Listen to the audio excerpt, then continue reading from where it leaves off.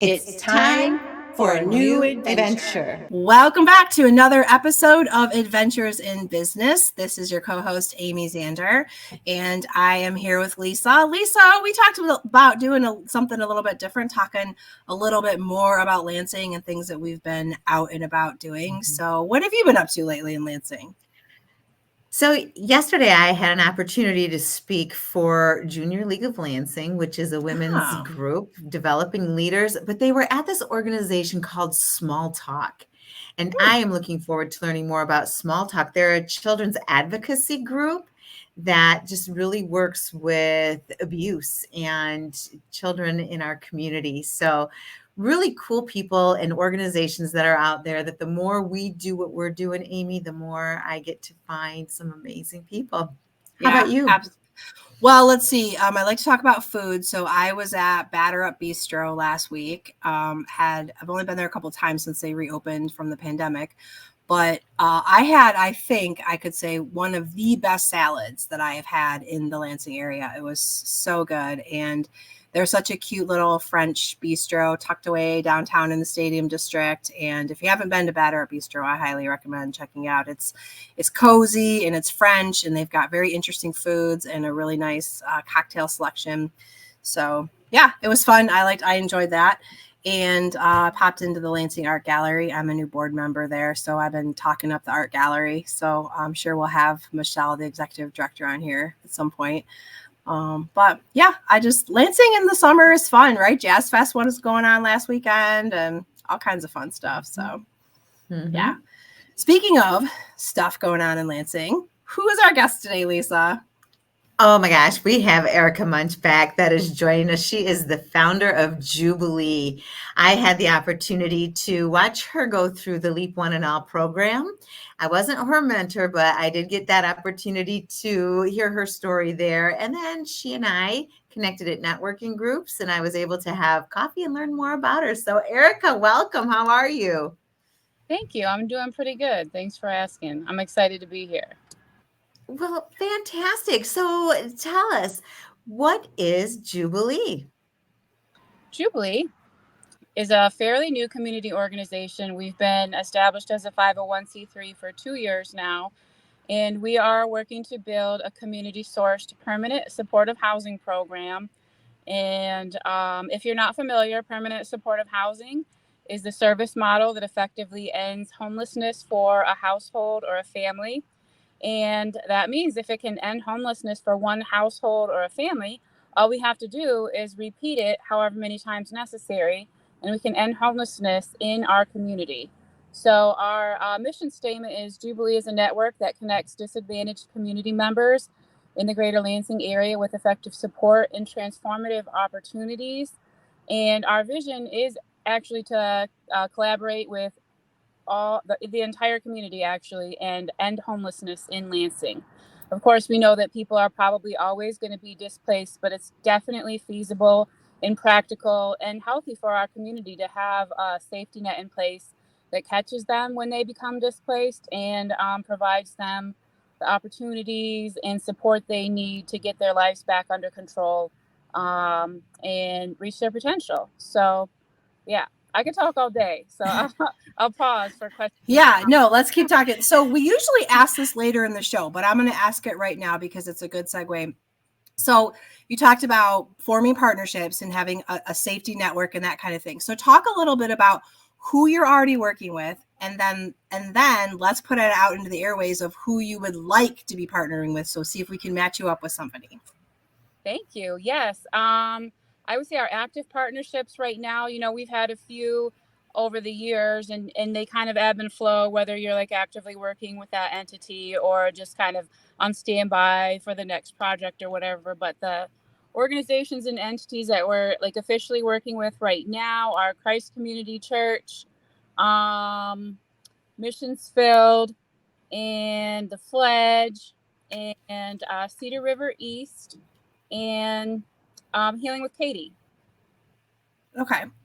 So what's on your bucket list of organizations that you would really love to partnership with, or at least have a coffee with and talk about your mission with? We put it out to the airwaves to our listeners and people that we know and see if we can get you connected. I think the next organization that I would like to connect with the most is Mikey 23. With all of the, just in case your listener, I'm sure you guys are aware, but in case your listeners aren't aware, Mikey 23 has like a mentoring program that distracts youth, inner city youth from gun violence. And they're doing great things. With that, youth gun violence being very prevalent in the news in the last week or two. And with our organization actually having very close ties to two victims, one is he's definitely going to live. We're still waiting to see whether he's going to be able to walk again.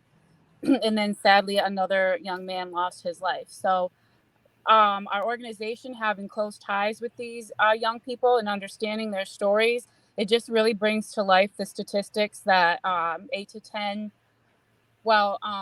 youth that experience homelessness are 8 to 10 times more likely to be a part of gun violence as a witness, victim, or perpetrator. So, gun violence is a multifaceted issue that we have to address as a community. It's never going to be just one thing.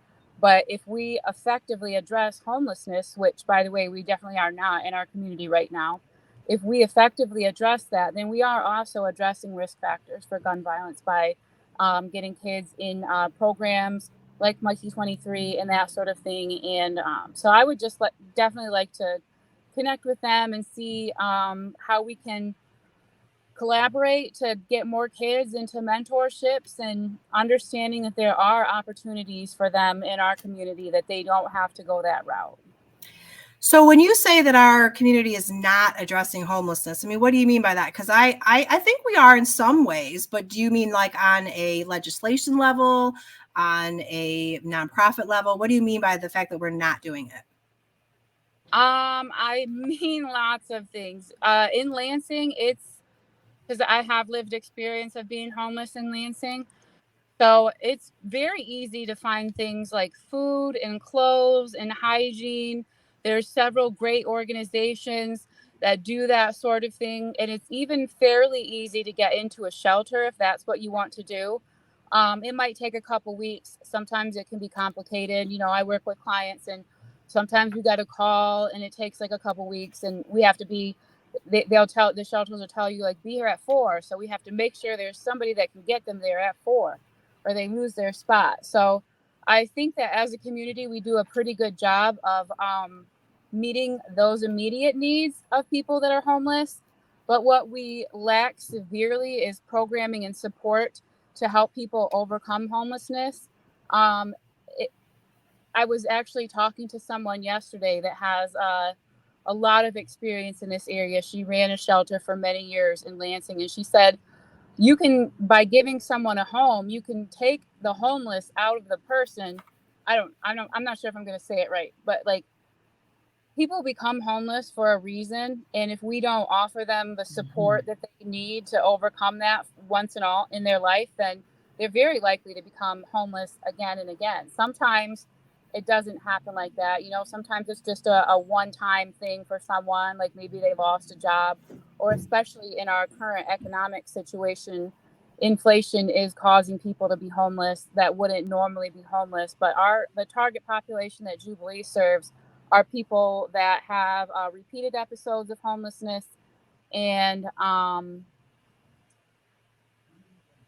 going in and out of the shelters, which means as a community, like the way I interpret that is like we're really not, providing them the best services. And when I was homeless, I had a lot of risk factors. Like I had been inpatient psychiatric admitted, I had been in jail, I had been in a domestic violence situation. The list goes on. Like it's a really long list of risk factors I have. So I did qualify for permanent supportive housing, which we know as a country is the service model that ends homelessness. And my caseworker at the City Rescue Mission told me, it's great that you qualify for this programming, but unfortunately, there's not any available.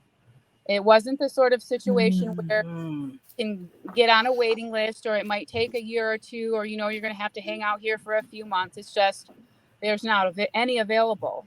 And I've actually been part of conversations in the community lately because there are 4 permanent supportive housing contracts in Lansing that the entity that's currently administrating them no longer wants to. And they're actually really having a hard time finding organizations to step up and take those contracts. So from my perspective, what it looks like to me, what's happening is it's actually possible that we could lose even more permanent supportive housing units. I'm definitely looking at either the possibility of Jubilee applying for those, or us being a subcontractor for the supportive services if another organization applies for them. I would love to take them on, but it's just like, as a new organization, to be approved for a HUD grant, it's like that's the most grown up thing you could do as a nonprofit, I think. So, Right. Yeah. It's possible that we could be in place to be eligible. I just also, personally wish that our organization was stronger before we would take something on like that and had more capacity. But I would be really excited about the possibility of, just being a subcontractor in administering the supportive services, which is really where my heart is. So I'm not exactly sure what's going to come of that whole situation, but I'm here for it. Put me in, guys. So, Put me in, coach. yeah. There you go.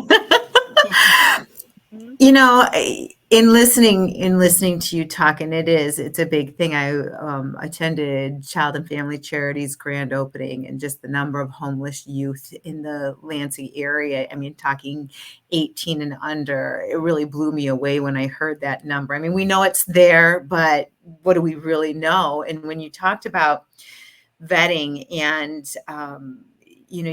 sometimes you can't take the homelessness out of a person, was the way I was hearing you share. So some of these things, the free meals, the free clothing, the shelters, are the Band-Aids to the underlying root cause of what got them homeless. And it's those repeat ones. Like you said, some people it's a lost a job, the economy, but for other people, there's mental illness, there's addiction, there's other underlying problems that need to be solved and resolved before we can permanently place them in a home. So what would, with your experience in the areas that you're working with, how do we not have a Band-Aid fix and help some of the people with the things that I'm hearing you say they need to be able to help stop that leak?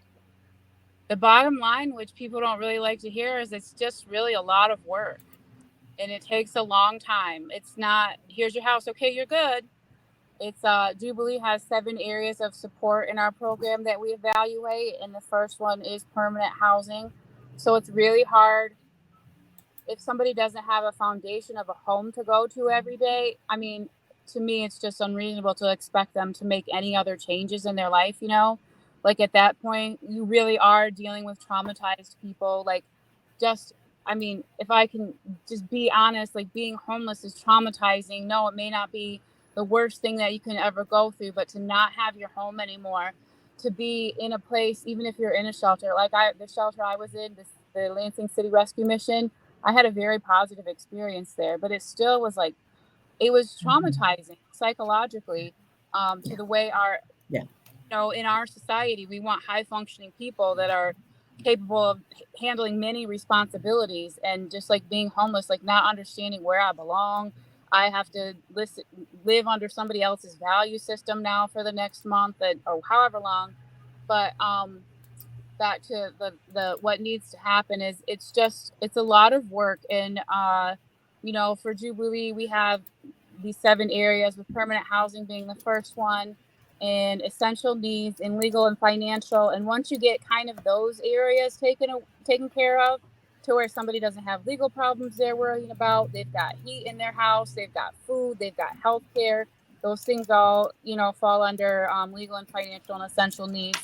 Then we can kind of like, that Maslow's hierarchy of needs pyramid, we've got the bottom met, like they've got their needs met. So we can start to unravel like really what went wrong. And when you start to do that, you see that a lot of times people just really don't have support systems. They don't know how to have healthy relationships.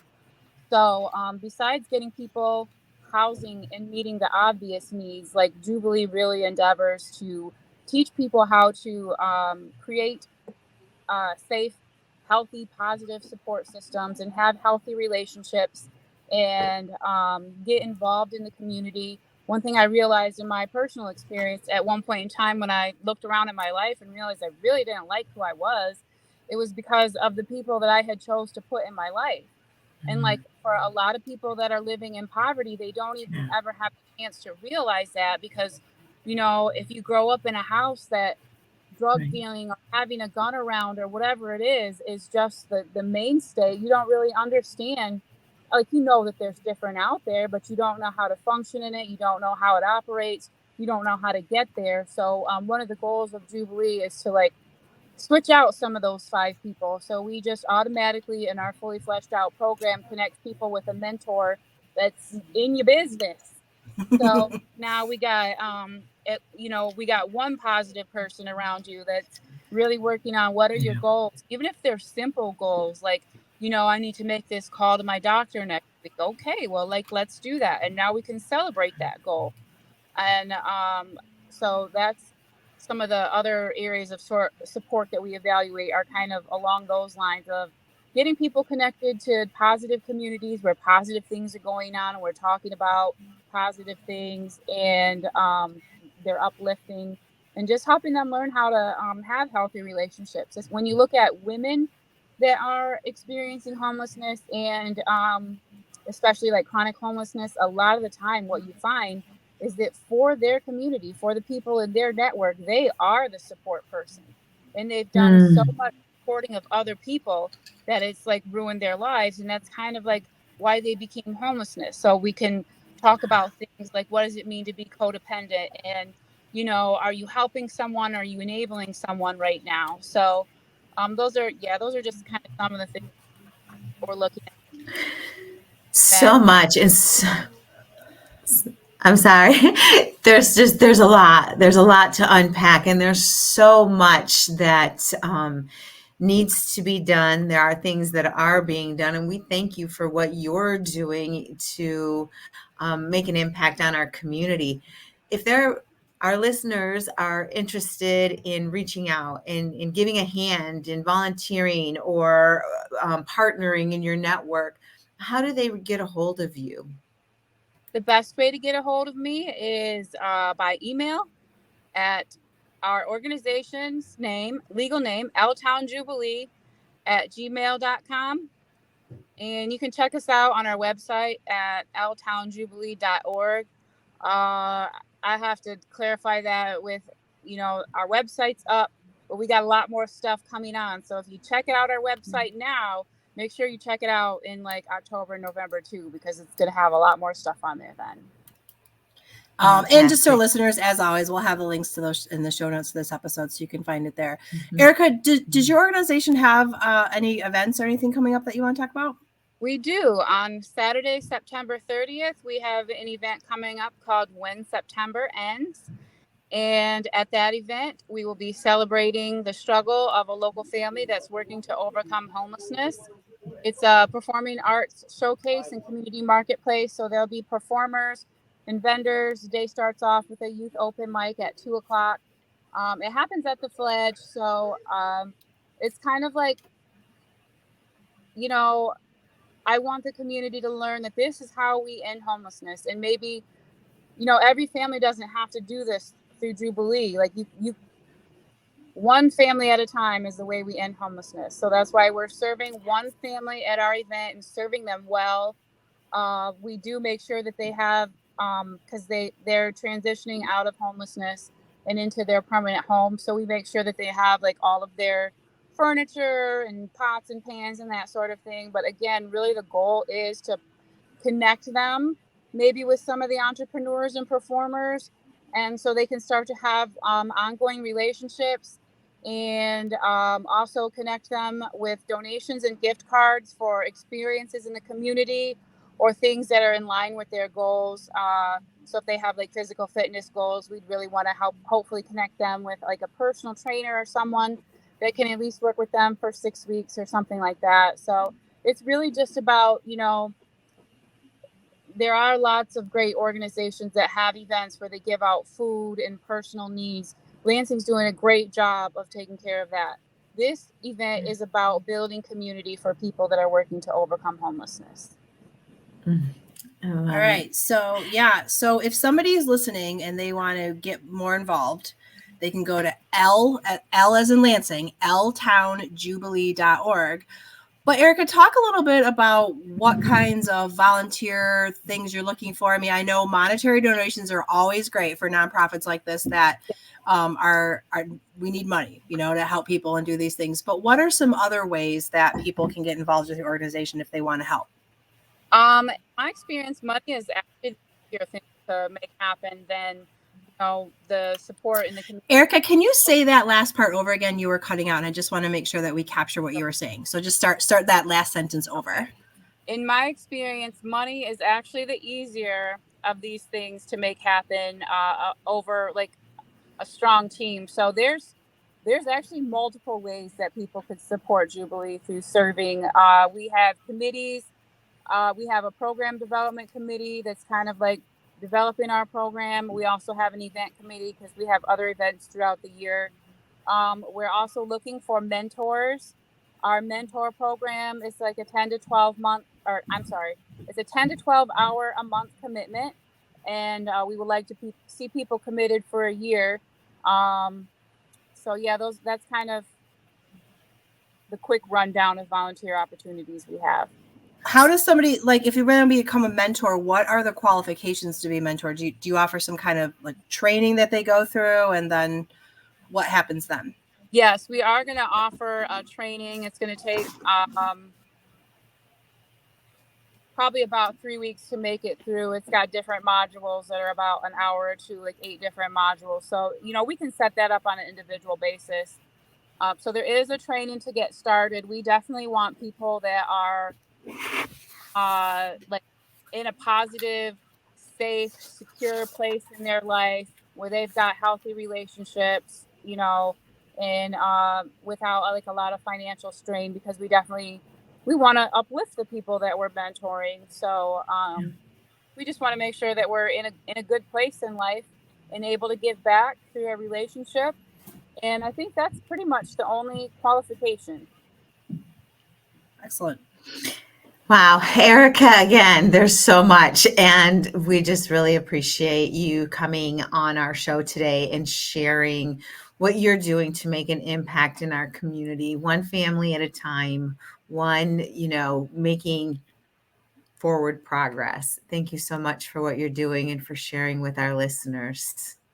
Yeah. Before we sign off, is there anything that you want to say that we haven't touched upon or talked about? I think we did touch on most of the very important things. So yeah, you are incredibly well-spoken and passionate about your organization and what you're doing, and a great advocate for this cause. So Lansing is lucky to have you, and the people that you're working with are very lucky to have you in their corner.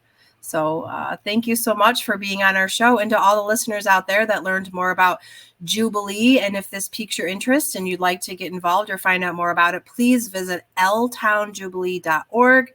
You can reach out to Erica herself. I'm sure she'd love to talk more about it, and see how you could get involved. And if you are experiencing homelessness yourself or know somebody who is, I'm sure that Erica can point you in the right direction for some services that you might need.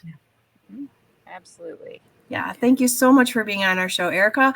And I look forward to seeing more about what you're doing out in the community. And I really hope that somebody or some people here are listening to the show that can reach out and possibly become partners with you. So I hope being on our show has helped the whole cause of homelessness in Lansing, if we do our little part, right? Mm-hmm. Yeah. Thank you so much. Yeah, we really appreciate you being on our show. Thank you so much.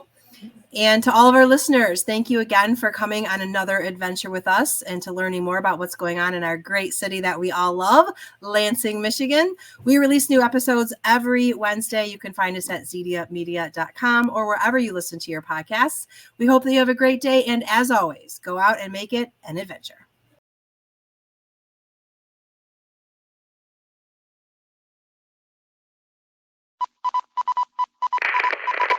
This is a Zedia Media production.